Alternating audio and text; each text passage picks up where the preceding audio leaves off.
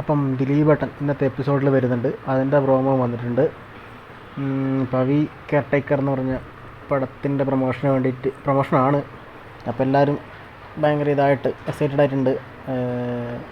എന്താ പറയുക, സായിനെ നോക്കി പറയുന്നുണ്ട്, എന്താ മോനെ മുടിയൊക്കെ എന്താ ഇങ്ങനെയാണെന്നൊക്കെ.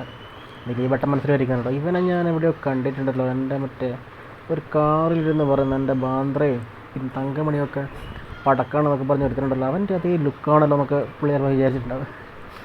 പിന്നെ അതുപോലെ സിജോനോട് പറയുന്നുണ്ട്, ഇന്നലെ കയറിയുള്ളൂ അല്ലേ എന്ന് ചോദിക്കുന്നുണ്ട്.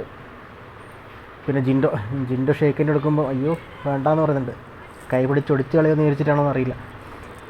പിന്നെ ആരായിരുന്നു അതുപോലെ അപ്സര ശ്രീതു ഇവരൊക്കെ നൈസായിട്ട് അതിനിടയ്ക്ക് ചാൻസ് ചോദിക്കുമ്പോഴൊരു സംശയമുണ്ട്.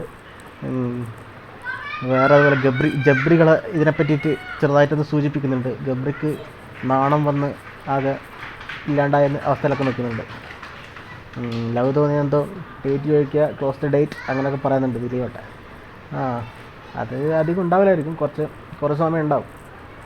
ഇതിൻ്റെ പ്രൊമോഷനല്ലേ, അപ്പോൾ ജസ്റ്റ് വന്ന് പുള്ളി പോകുന്ന ആ ഒരു ഇതായിരിക്കും.